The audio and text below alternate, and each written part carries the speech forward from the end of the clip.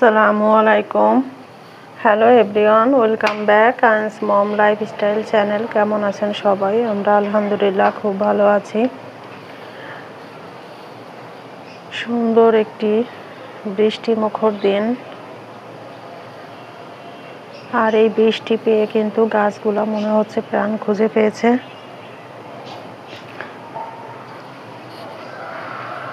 গাছে পানি আসছে, তো পানি এসে গাছের পাতাগুলো কিন্তু একদম পরিষ্কার হয়ে গেছে, আর মনে হচ্ছে গাছের পাতাগুলো কিন্তু সতেজ হয়ে উঠেছে আর ওরা প্রাণ খুঁজে পেয়েছে।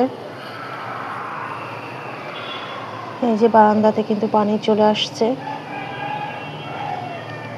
আর মাশাআল্লাহ, আমার বেলি ফুল গাছটা দিনে দিনে এত সুন্দর ঝাঁকড়ানো হচ্ছে আর দেখতে এত সুন্দর হচ্ছে।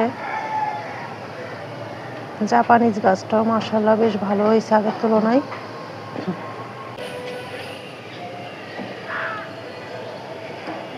পার্পল কালারের ফুল বেশ সুন্দর লাগে। এই যে গাছের পাতাতে, সব পাতাতে পানি, মাশাআল্লাহ দেখতে কিন্তু অসাধারণ লাগছে।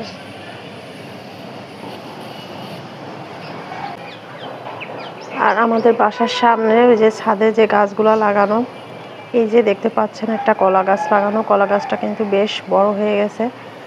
তো আমি কিন্তু অপেক্ষা করতেছি এই কলা গাছে কবে কলা আসে। আমি খুবই এক্সাইটেড যে এই গাছে কবে কলা আসে আর আপনাদেরকেও দেখাবো। আসলে এটা দেখানোর মতো কিছু না, আবার দেখানোর মতো অনেক কিছু। ঢাকা শহরে আসলে ছাদের পরে কলা গাছ আর সেই গাছে কলা ধরবে, সেটা দেখতে কিন্তু এমনিতেই ভালো লাগবে। কার কেমন লাগবে আমি জানি না, কিন্তু আমি কিন্তু খুবই এক্সাইটেড এই গাছে কবে কলা হবে আমি সেটা দেখব। আর এই যে এখানে দেখতে পাচ্ছেন বেশ কিছু জামা কাপড়, এগুলো আসলে গত পরশুদিন পরিষ্কার করা হয়েছিল, তো সেগুলা শুকায় গেছে। আমি এখানে এনে রেখে দিয়েছি, এগুলো ভাঁজ করতে হবে। এই যে দেখতে পাচ্ছেন গাছের টপে কিন্তু পানি থাকে না, এখানে পানি দিলেই সম্পূর্ণ পানিটা এই যে নিচের ট্রেতে চলে আসে। একটু পানি থাকে না, মানে আমি যতই অল্প পানি দিই আর বেশি পানি দিই, পানি একদমই গাছের গোড়াতে থাকে না। তো আমার মনে হয় যে ওনারা হয়তোবা টবটা ঠিকঠাক করে হচ্ছে ছিদ্র করে নাই, আর হচ্ছে গাছটা ঠিকঠাক করে আসলে আমাদেরকে লাগাই দেয় নাই, যার কারণে এই অবস্থা হয়েছে। তা না হলে এরকমটা হওয়ার আসলে কথা না। তো কি আর করার, কিছু করার নাই। আজকে কি আর করব, বৃষ্টির দিনে আসলে কোনো কাজ করতে ইচ্ছা করে না। তো এই যে বাবুই পাখির বাসা,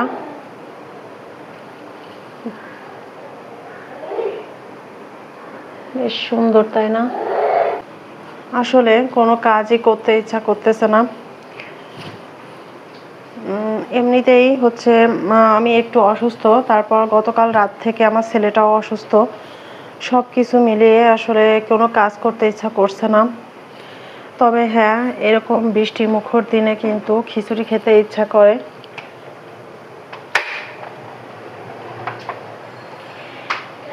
কিন্তু আমাদের রান্না বান্না আসলে হয়ে গেছে, এখন আর খিচুড়ি রান্না করব না। যদি এরকম বৃষ্টি হয় রাতের বেলা অবশ্যই খিচুড়ি রান্না করব, তাই না মাম্মাম? আমরা আজকে রাতে খিচুড়ি রান্না করে খাবো যদি বৃষ্টি হয় এরকম। হ্যাঁ মাম্মাম,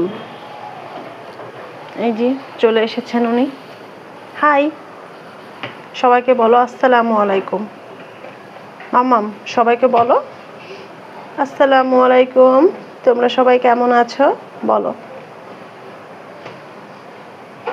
আমার ছেলেটা অসুস্থ, গতকাল হচ্ছে রাত থেকে ওরও ঠান্ডার সমস্যা হচ্ছে, হাঁচি দিচ্ছে আর নাক টানাটানি করতেছে।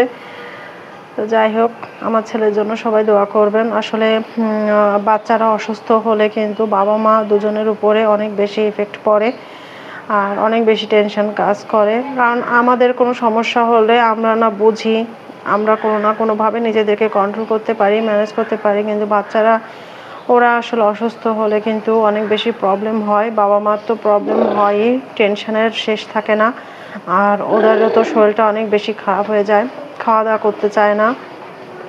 গাড়ি চালাচ্ছ তুমি? গাড়ি চালাচ্ছ মাম্মা? ওই যে ঠোঁট দিয়ে গাড়ি চালাচ্ছে। আরে বাবা, মাশাআল্লাহ।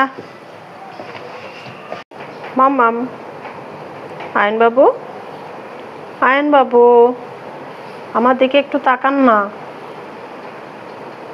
হাই, তুমি বাইক চালাচ্ছ বাবা? হ্যাঁ, তুমি বাইক চালাচ্ছ? চলো তোমাকে এখন গোসল করিয়ে দেবো। চলেন গোসল করিয়ে দেব। আয়ান হচ্ছে একটু আগে ঘুম থেকে উঠছে, যার কারণে ওর প্যাম্পাসটা কিন্তু এখনো খোলা হয় নাই। এই যে এখন খুলে দেব ওকে, হচ্ছে এখন গোসল করাই দেব। গোসল করানোর সময় প্যাম্পাসটা খুলে দেব। মাম্মাম, ওখানে উঠলে কেন? বাবা তুমি অসুস্থ, তুমি পড়ে যাবা ওখান থেকে। কে শোনে কার কথা?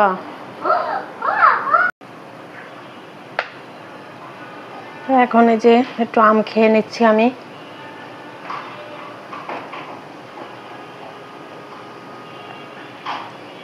এখানে বসে আমার হচ্ছে কিছু খাইতে খুব ভালো লাগে, কারণ হচ্ছে এই যে এই কর্নারে গাছটা রাখাতে এই জায়গাটার লুকটাই কিন্তু চেঞ্জ হয়ে গেছে, আর মাশাআল্লাহ দেখতে কিন্তু বেশ ভালোই লাগে। তো যাই হোক, আর এদিকে এই যে জানালা দিয়ে এখানে দেখা যাচ্ছে যে একটু প্রাকৃতিক দৃশ্য দেখি, সব কিছু মিলে আমার এই জায়গাটা বেশ ভালোই লাগে। আপনারা আমার বিভিন্ন ব্লগে দেখবেন যে আমি প্রায় সময় এখানে বসে কিন্তু টুকটাক খাবারগুলো খেয়ে থাকি।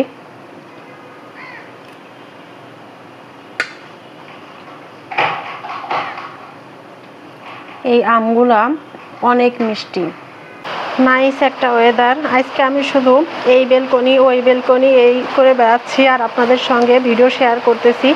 আজকে চিন্তা করেছি আমি আমার এই সিম্পল ভিডিওটাই শেয়ার করব আপনাদের সঙ্গে। আমি যেভাবে দিনটা কাটাচ্ছি আর যেভাবে ভিডিওটা করতেছি ঠিক এইভাবে আপনাদের সঙ্গে শেয়ার করব। তো বাইরে কিন্তু প্রচণ্ড বৃষ্টি নামা শুরু হয়েছে, দেখতে পাচ্ছেন এই যে গাছের পাতা কিন্তু অনেক নড়তেছে, বাতাস হচ্ছে, একটু ঝড়ো বাতাস হচ্ছে। আর আমাদের গ্লাসের এপাশে সব পানি চলে আসছে। এখানে হচ্ছে আয়ন বাবার জন্য আমি একটু সুপি নুডলস রান্না করে নিচ্ছি। আয়নের যেহেতু ঠান্ডা লেগেছে, এই ধরনের একটু সুপি নুডলস রান্না করে দিলে ওর হয়তো বা খেতে ভালো লাগবে। তো আমার হয়ে গেছে, আমি 2 থেকে 3 মিনিটের মতো রান্না করে তারপর হচ্ছে নামিয়ে নেব। ও ছোটবেলায় এই নুডলসটা খুব খেয়েছে, এখন খাওয়ানো হয় না, তো আজকে আবার একটু রান্না করে নিচ্ছি। আর এখানে হচ্ছে আমি আমার জন্য 1 পিস মিষ্টি নিয়ে নিয়েছি, আর এই মিষ্টিটা হচ্ছে লাভ। এত মজা এটা খেতে, মানে আমিও তো একটু অসুস্থ, তো গতকালকে হচ্ছে আপনাদের ভাইয়া আমাকে হঠাৎ ফোন দিছে, দিয়ে আমাকে বলতেছে যে তোমার জন্য তোমার পছন্দের মিষ্টি অর্ডার দিয়ে আসছি। এই মিষ্টিটা আসলে অর্ডার দিতে হয়, তা না হলে পাওয়া যায় না। খুবই মজা এই মিষ্টিটা। সারাদিন পরে এখন চলে আসছি কিচেনে, একটু ভুনা খিচুড়ি করব। তো ভুনা খিচুড়ির জন্য এখানে হচ্ছে আমি 1 কাপ পরিমাণে পোলাও চাউল নিয়েছি আর 3 ধরনের ডাল নিয়েছি। আপনার খেসারি ডাল, মসুর ডাল আর হচ্ছে মুগ ডালটাকে ভেজে আমি সব কিছু একসঙ্গে যে ধুয়ে নিয়েছি। আর এখানে হচ্ছে পেঁয়াজ বেরেস্তা করব, তার জন্য পেঁয়াজ কুচি করে নিয়েছি, কাঁচামরিচ কেটে নিয়েছি। আর এই বাটিতে হচ্ছে দারুচিনি, তেজপাতা, এলাচ আর লবঙ্গ নিয়ে নিয়েছি একসঙ্গে। তো এখন হচ্ছে আমি রান্না করতে চলে যাব। পেঁয়াজটা ব্রাউন কালার হয়ে গেছে, তো এখন হচ্ছে আমি অর্ধেকটা পরিমাণে পেঁয়াজ এখন তুলে নেব।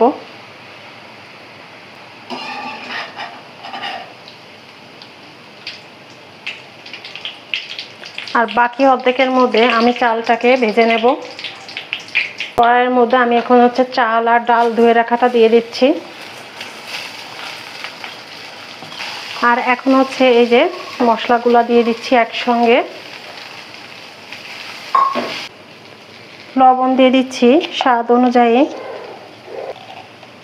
অল্প করে আমি র জিরা দিয়ে দেব, পরিমাণ মতো হলুদ দেব। এখন আবার নেড়ে নেব, তা না হলে দেখা যাচ্ছে চালটা ধরে যেতে পারে। 1 টুকরা রসুন পেস্ট দিয়ে দিচ্ছি, সামান্য পরিমাণ জিরা পেস্ট দিলাম। র জিরা দিয়েছি তাই একটু অল্প করেই দিলাম। এখানে আদা দিলে ভালো হতো, বাট আমার আদা শেষ হয়ে গেছে, যার জন্য আমি আদাটা দিতে পারছি না। একটু ধনিয়া গুঁড়া দিয়ে দিচ্ছি। আসলে কথায় আছে না, যত গুড় তত মিষ্টি। তো আমি যত জিনিস অ্যাড করব আমার খিচুড়িটা কিন্তু খেতে তত বেশি মজা হবে। 1 চামচ পরিমাণে চিনি দিয়ে দিচ্ছি।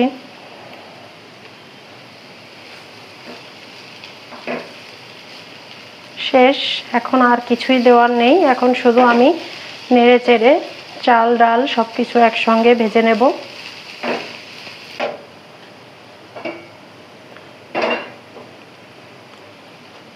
খিচুড়িটা আমি এই পাত্রে রান্না করে নেব।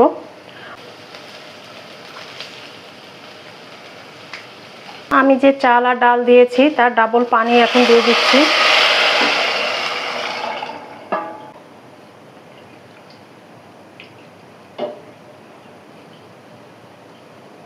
কয়েকটা কাঁচামরিচ দিয়ে দেবো এখন।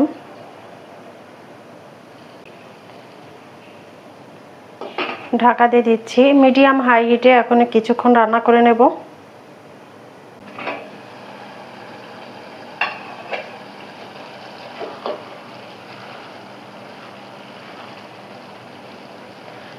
খিচুড়িটা আমার প্রায় হয়ে এসেছে, তো এটাকে এখন আমি দমে দেব। এই যে একটা লোহার তা বসিয়ে দিলাম, এটার উপরে এখন এই যে পাতিলটা বসিয়ে দিলাম। এভাবে দিলে দমে রাখলে বেশ সুন্দর হয়, কিন্তু খিচুড়ি ঝরঝরেও হবে আর এদিকে পাতিলের নিচে লেগেও যাবে না। এখন আমি যে পেঁয়াজ বেরেস্তাটা দিয়ে দিচ্ছি উপরে।